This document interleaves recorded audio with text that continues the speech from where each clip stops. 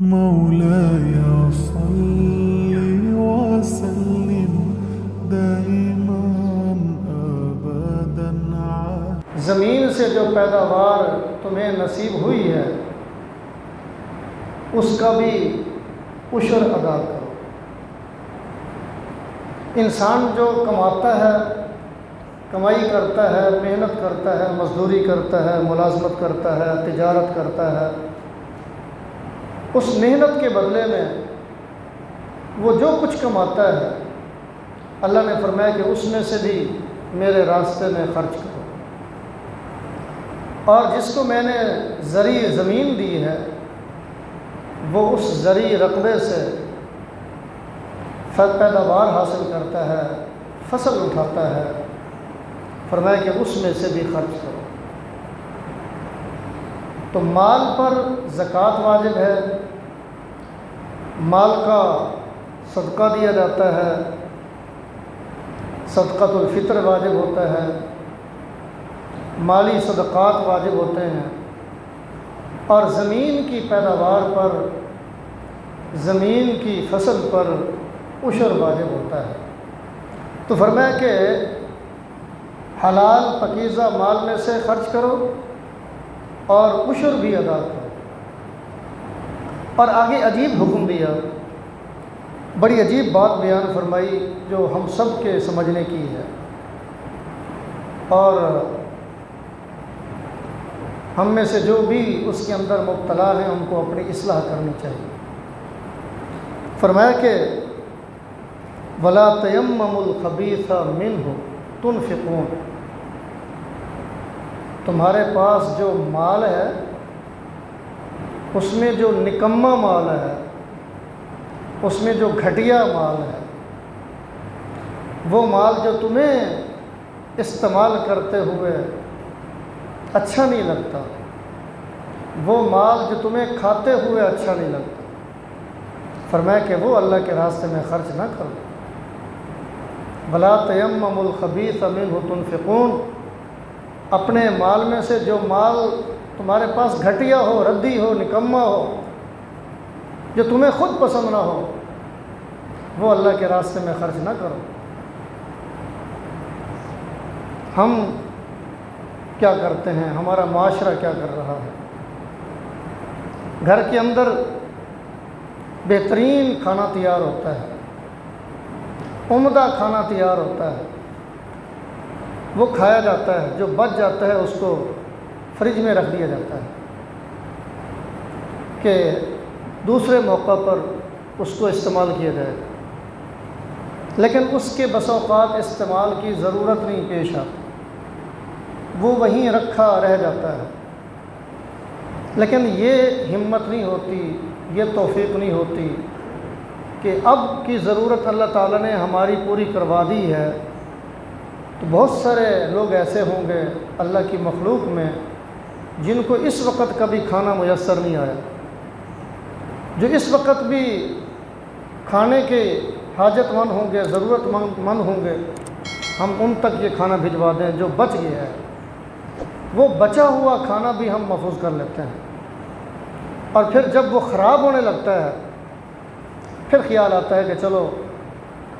یہ کسی نوکرانی کو، کام والی کو دے دیں، گھر کے اندر جو نوکر چاکر ہیں، جو خادم ہیں، چلو ان کو دے دیں۔ جب صحیح تھا تو دینے کے لیے تیار نہیں ہوگا، اس وقت خود اپنے لیے اس وقت کی ضرورت بھی پوری کر لی، اور بعد میں جو متوقع ضرورت تھی اس کے لیے ہم نے اس کو رکھ چھوڑا، اور جب وہ خراب ہونے لگا تو اٹھا کر ہم نے سخاوت کرتے ہوئے، معاذ اللہ تبارک و تعالیٰ پر احسان جتلاتے ہوئے ہم گھر کے اندر جتنے ملازم ہوتے ہیں ان کو دے دیتے ہیں۔ تو اللہ کیا فرما رہے ہیں؟ وَلَا تَيَمَّمُوا الْخَبِيثَ مِنْهُ تُنْفِقُونَ۔ اسی طرح جو لوگ کاروبار کرتے ہیں، تجارت کرتے ہیں، ان کے پاس مال رکھا ہوا ہوتا ہے، جو فریش مال ہوتا ہے، اچھا مال ہوتا ہے، اس کو رکھ دیتے ہیں، اور جو ردی مال ہوتا ہے، ایکسپائر ہونے کے قریب ہوتا ہے، جس کی مدت پوری ہو رہی ہوتی ہے،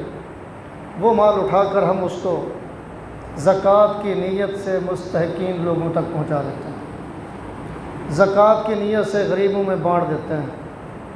اور اپنے دل میں ہم سمجھ رہے ہوتے ہیں کہ ہم نے تو بہت بڑی کوئی سخاوت کر لی ہے۔ ہر جگہ ہو رہا ہے، ہمارے معاشرے کے اندر یہ سب کچھ ہو رہا ہے۔ تو اللہ کیا فرما رہے ہیں؟ وَلَا تَيَمَّمُوا الْخَبِيثَ مِنْهُ تُنْفِقُونَ، کہ جو مال گھٹیا ہو، جو مال ردی ہو، جو مال نکما ہو، اللہ کے راستے میں وہ نہ خرچ کرو۔ جو مال تمہارے پاس عمدہ ہے، بہترین ہے، اچھا ہے، جس مال کو تم خود استعمال کرنا پسند کرتے ہو، جو مال خود تمہیں اچھا لگتا ہے، فرمایا کہ وہ اللہ کے راستے میں خرچ کرو۔ ایک موقع پر نبی مہربان صلی اللہ علیہ وسلم کے گھر میں کوئی سائل آ گیا، اس نے کوئی چیز مانگی، سوال کیا۔ حضرت عائشہ رضی اللہ تعالی عنہ کے پاس کوئی چیز پڑی ہوئی تھی، جو خادمہ تھی اس کے ہاتھ اس سائل تک حضرت عائشہ نے وہ چیز بھجوا دی، لیکن وہ چیز ایسی تھی کہ جس کو اللہ کے نبی صلی اللہ علیہ وسلم نے بھی پسند نہیں فرمایا تھا۔ خود حضرت عائشہ رضی اللہ تعالی عنہ کو بھی وہ ناپسند تھی۔ سائل آیا تو حضرت عائشہ نے اٹھا کر خادمہ کے ہاتھ وہ سائل کو بھجوا دی۔ نبی مہربان صلی اللہ علیہ وسلم کو پتہ چلا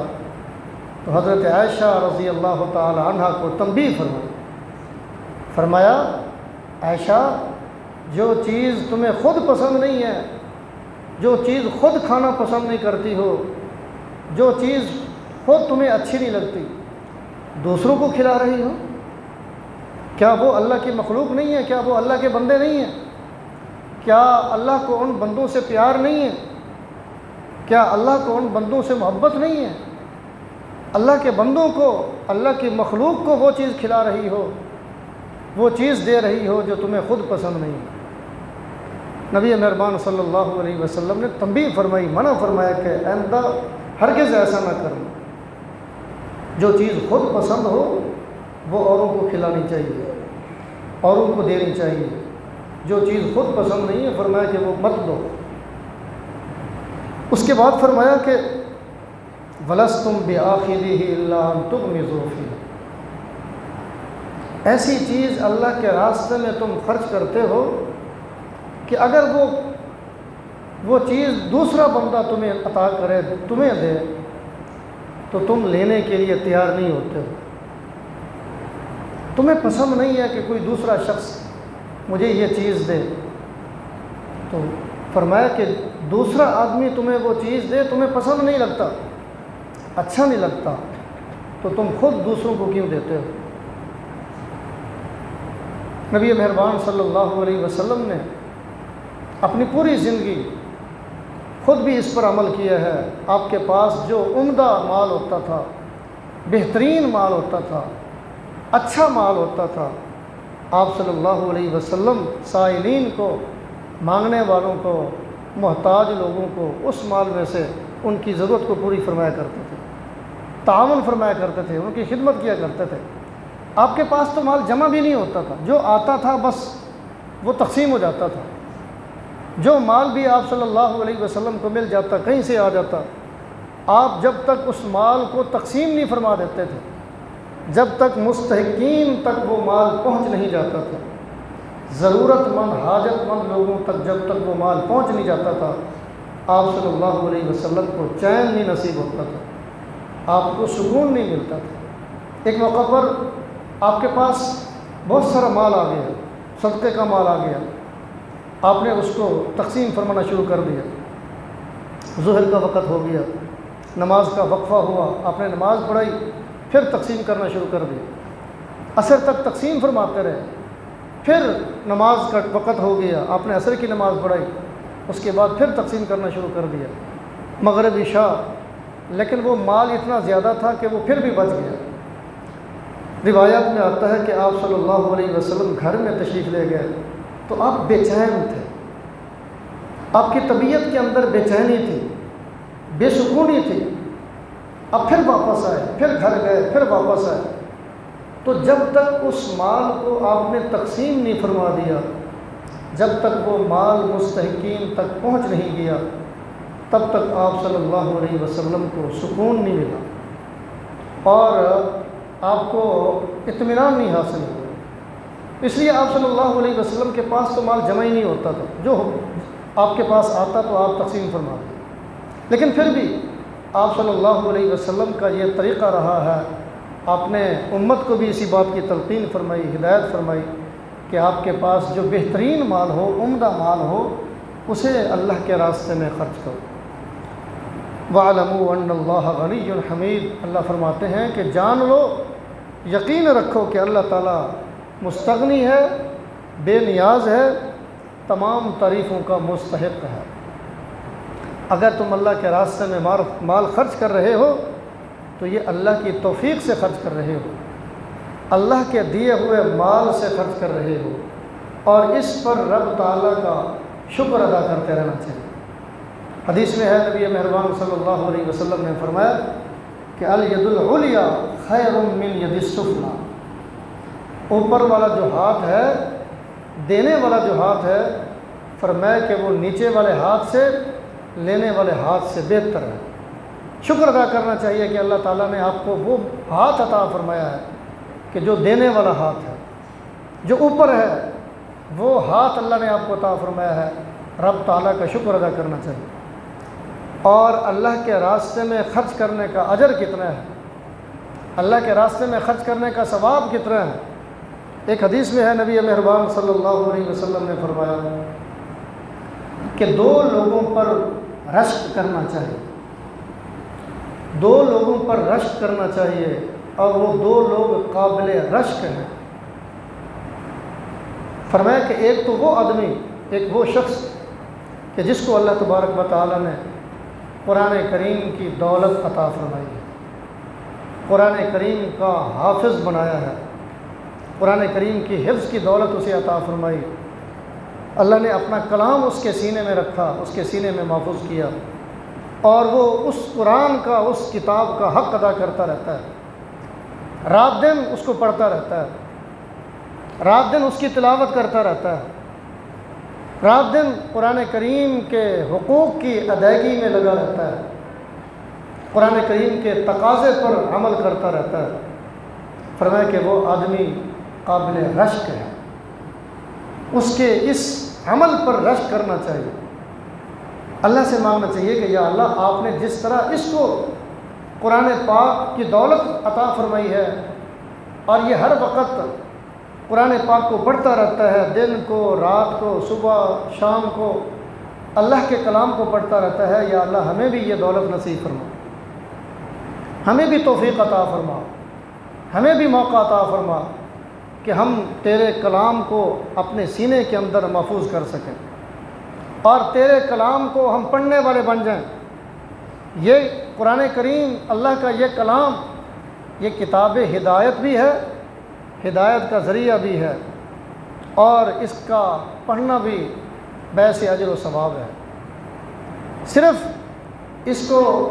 اجر و ثواب کی کتاب سمجھنا کہ پڑھ لیں گے تو ثواب مل جائے گا، پڑھ لیں گے تو اجر مل جائے گا، صرف اس کو اجر و ثواب کی کتاب سمجھنا یہ درست نہیں ہے، یہ جائز نہیں ہے۔ قرآن کریم کتاب ہدایت پہلے ہے، ہدی للمتقین۔ اللہ تبارک و تعالیٰ نے پہلے پارے میں سورہ بقرہ کے شروع میں پہلی آیت کے اندر ہی رب تعالیٰ نے یہ بات بیان فرما دی، ہدی للمتقین، یہ متقین کے لیے یہ کتاب باعث ہدایت ہے، ہدایت کا سرچشمہ ہے۔ اس کتاب سے ہدایت لینی چاہیے، اس کتاب کو فالو کریں، اس پر عمل کریں، اس کے حقوق کی ادائیگی کریں، فکر کریں، اور قرآن کریم کے جو تقاضے ہیں اس پر عمل کریں۔ یہ اللہ کا کلام ہے، اللہ ہم سے اپنے اس کلام کے ذریعے سے ہم سے مخاطب ہے۔ ہمیں سوچنا چاہیے کہ اللہ ہم سے کلام کر رہا ہے، اللہ ہم سے بات کر رہا ہے، اللہ ہم سے گفتگو کر رہا ہے۔ اللہ کی یہ گفتگو ہماری سمجھ میں تو آنی چاہیے، اللہ کا یہ کلام ہماری سمجھ میں تو آنا چاہیے، اللہ کے اس کلام کو ہمیں سمجھنا چاہیے کہ اللہ ہم سے کیا کہہ رہا ہے۔ اللہ کا مطلب کیا ہے، اللہ کی مراد کیا ہے، اللہ ہمیں کیا کہہ رہا ہے۔ جب کوئی آدمی ہم سے بات کرتا ہے تو ہم اس کی بات کو سمجھنے کی کوشش کرتے ہیں کہ نہیں کرتے، اور اگر ہم اس کی بات کو نہیں سمجھ رہے ہیں تو یہ فضول عمل ہے۔ ہم دوسرے کی بات کو سننے کے لیے پوری توجہ اس کو دیتے ہیں، غور و فکر سے اس کی بات کو سنتے ہیں۔ اللہ اپنے کلام کے ذریعے سے جو ہم سے مخاطب ہے، کبھی ہم نے سوچا کہ اللہ ہم سے جو بات کر رہا ہے، اللہ ہم سے گفتگو کر رہا ہے، ہمیں وہ گفتگو سمجھنی تو چاہیے، سمجھنے کی کوشش تو کرنی چاہیے، اور سمجھنے کے لیے ہمیں دلی طور پر تیار ہونا چاہیے۔ اور جہاں قرآنی مراکز ہیں، جہاں قرآن کریم پڑھایا جاتا ہے، اور قرآن کریم جو پڑھنے والے ہیں، پڑھانے والے ہیں، ان کے بارے میں اللہ کے نبی صلی اللہ علیہ وسلم نے فرمایا کہ پوری امت میں وہ کیسے لوگ ہیں، ان کا مقام کیا ہے، ان کا رتبہ کیا ہے، ان کی عظمت کیا ہے۔ حضرت عثمان ذی النورین رضی اللہ تعالیٰ عنہ فرماتے ہیں کہ اللہ کے نبی نے فرمایا خیرکم من تعلم القرآن وعلمہ، کہ تم میں، اے میری امت، تم میں سب سے زیادہ بہتر لوگ وہ ہیں، تم میں سب سے زیادہ اچھے لوگ وہ ہیں، عظمت والے لوگ وہ ہیں، فرمایا کہ جو قرآن پڑھتے ہیں، پڑھاتے ہیں، قرآن سیکھتے ہیں، قرآن سکھاتے ہیں، قرآن کے پڑھنے پڑھانے میں جو لگے ہوئے ہیں، فرمایا کہ میری امت میں وہ سب سے بہترین لوگ ہیں۔